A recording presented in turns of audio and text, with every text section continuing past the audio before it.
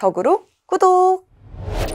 미국 의회에서 콩고 민주공화국산 코발트의 수입을 금지하는 법안이 발의됐습니다. 민주 콩고 코발트 광산 90%를 소유한 중국 공산당이 아동 착취와 강제노동을 일삼고 있다는 이유에서인데요. 미국 하원의 글로벌 인권소 위원회 위원장인 크리스 스미스가 코발트 채굴법을 통한 중국의 콩고 아동 및 성인 강제노동 착취 중단법으로 알려진 법안을 발의했는데요. 이 법안은 미국 강제노동 단속반의 포괄적인 조사를 통해 미국 콩고의 코발트 채굴 산업 내 강제 아동 노동이 어느 정도 벌어지고 있는지 파악하는 데 목적이 있습니다. 또한 강제노동으로 채굴된 코발트가 미국 시장에 유입되지 않도록 새로운 전략을 실행하는 역할을 하죠. 스미스 의원은 중국 공산당 정부는 민주콩고 코발트 공급망의 모든 단계를 완전히 장악하고 있다며 민주콩고에서 코발트를 추출하고 소위 녹색 경제로 발전시키는 데 사용되는 아동 강제노동으로 이익을 얻고 있다고 지적했죠. 저는 왜 중국과 미국이 광물을 놓고 기싸움을 하는 것처럼 보이죠? 이 법안 발의에 담긴 의미는 무엇인지, 앞으로 글로벌 광물 전쟁은 어떻게 될지 조태현 기자가 전해드립니다.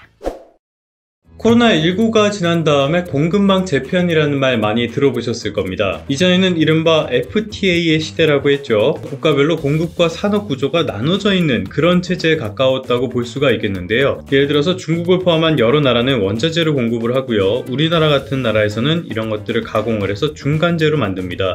그 다음에 이거를 다시 중국 같은 나라에 수출을 해서 여기서 완제품을 만들면은 미국 같은 나라에서 소비하는, 대략적으로 이런 구조였는데요. 코로나19 이후에 공급망이 붕괴를 하고요. 거기다가 미중 갈등이 불거지면서 여기에서 공급망 재편이 이루어지고요. 그러면서 글로벌적으로 경제 구조 자체가 이전과는 많이 달라졌다라는 평가를 받고 있습니다. 이게 중간재나 완제품 같은 데에도 당연히 포함이 되는 얘기지만요. 원자재도 역시 이런 공급망 재편에 속해 있는 문제이기도 하죠. 특히 최근 들어서는 다소 성장세가 주춤하긴 하지만요. 전기차, 그리고 전기차에 쓰이는 2차 전지 이쪽의 수요가 갑자기 팽창을 하면서 여기에 들어가는 핵심적인 광물들, 이런 건 역시 공급망 재편, 좁게는 미중 갈등의 핵심으로 떠올랐습니다. 그런 광물 가운데 하나가 바로 이 코발트입니다. 코발트는 아주 고대에서부터 쓰였던 것으로 지금은 보고 있는데요. 이게 이쁜 청색, 그러니까 파란색을 내기 때문입니다. 다만 그렇다고 해서 지금은 도자기 수요가 많다라고 말씀을 드리기는 조금 어려울 것 같고요. 최근에 오히려 2차 전지의 소재 가운데 하나로서 많이 주목을 받고 있습니다. 이른바 다원계 배터리, 핵심 광물 가운데 하나죠. 여기에 들어간 게 여러 종류의 전이금속인데요. 보통은 니켈, 코발트, 망간 같은 것들, 그래서 NC, M이라고들 이야기를 하죠. 그럼 여기서 코발트가 무슨 역할을 하냐 하는 역할이 상당히 많습니다. 기본적으로 양극의 구조를 안정적으로 유지하는 역할을 하다 보니까요, 안정성이나 수명 같은 여러가지 요인에 영향을 미치고 있습니다. 말씀드렸던 3원계 배터리, 다원계 배터리가 에너지 용량이나 출력면에서 강점이 있지만 최근에는 LFP 배터리의 수요도 많이 올라오고 있잖아요. 여기에 가장 큰 문제라면 역시 가격이 비싸다는 점을 꼽을 수가 있겠습니다. 그러면 가격이 왜 비싸냐? 핵심 광물, 니켈이나 코발트의 가격이 비싸기 때문이죠. 코발트가 비싼 이유, 여기에는 여러가지 이유가 있습니다. 기본적으로는 수요가 늘어났기 때문에 그런 것도 있겠지만요, 공급 측면의 문제가 상당히 많이 있습니다. 지금 여기 지도 갖고 온 거는 콩고 민주공화국의 지도인데요. 아프리카 적도상에 있는 나라죠. 굉장히 땅덩어리가 넓은 나라인데 전세계 코발트 매장량의 절반 이상이 바로 이 나라에 매장되어 있습니다. 근데 문제는 이 나라가 그렇게 안정적인 나라가 아니라는 점인데요. 콩고 내전이라는 말 많이 들어보셨을 겁니다. 정치적으로 불안정한 그런 측면이 많은 나라기도 하고요. 치안 문제 같은 것도 있다 보니까 수급 자체가 그렇게 원활한 편은 아닙니다. 여기에 또 하나 문제라고 볼 수 있는 게 앞서 말씀드렸던 바로 중국인데요. 중국이 지금의 공급망 재편 속에서 내세운 게 바로 원자재 경쟁력이잖아요. 콩고에 있는 코발트 광산 가운데 상당수는 중국이 공동 보유를 하고 있습니다. 그러다 보니까 콩고에서 채굴되고 1차로 가공된 코발트들이 중국으로 많이 넘어가고 있어요. 그래서 전 세계에서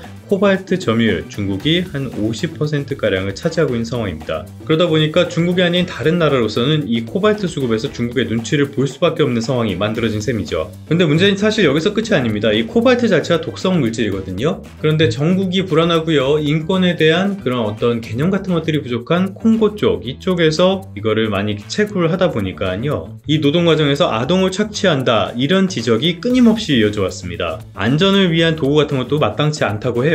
수급도 안정적이지 않은데 독성 물질이기도 하고요. 여기다 도의적인 문제까지 있고, 또 무엇보다 이거를 중국이 꽉 쥐고 있으니까 코발트 함량을 줄이려는 움직임은 전 세계에서 이어지고 있습니다. 특히 미국의 심기가 불편할 수밖에 없는데요. 그러다 보니까 콩고산 코발트를 수입하면 안 된다, 이런 제재 대상에 오를 수도 있다, 이런 가능성까지 제기가 되는 겁니다. 말씀드린 것처럼 코발트에는 도의적인 문제, 환경적인 문제, 독성 측면에서 여러 가지 문제들, 이런 것들이 있는 게 사실입니다. 그렇다고는 해도요, 미국과 중국의 관계가 좋았다면은, 또 그래서 코발트 수거에 문제가 없었다면은 이런 코발트의 문제점을 지적하는 목소리는 지금보다는 훨씬 작았을 겁니다. 결국에는 문제 가운데 하나는 미중 갈등이라는 뜻인데요. 당연히 이런 문제는 코발트 같은 일부 광물에서 끝나는 문제가 아닙니다. 이거는 조금 다른 이야기일 수 있는데요. 다들 들어보셨죠? 바이든 미국 대통령이 중국 철광과 알루미늄 이쪽에 부과하는 관세를 3배나 올리라고 지시했다는 소식입니다. 사실 지금도 중국산 이런 철광이나 알루미늄 제품에는 관세가 붙거든요. 그래서 이게 시장에 미칠 영향, 또 중국에 줄 타격 같은 것들은 그렇게 크지 않을 거다라는 분석이 나오고 있는데요. 어찌됐건 간에 그만큼 미국에서 중국에 대한 견제에 상당히 공을 들이고 있다라는 측면으로 볼 수 있겠습니다.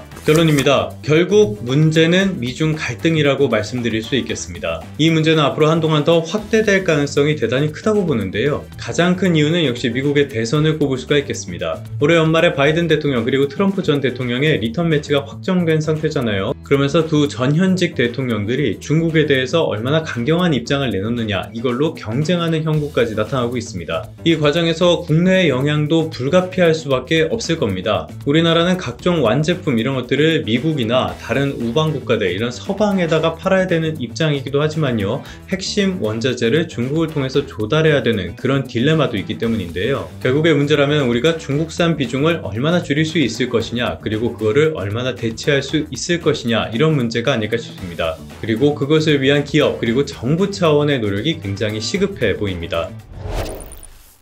그러면 성공 투자하시고요. 다음 시간에 다시 뵙도록 하겠습니다.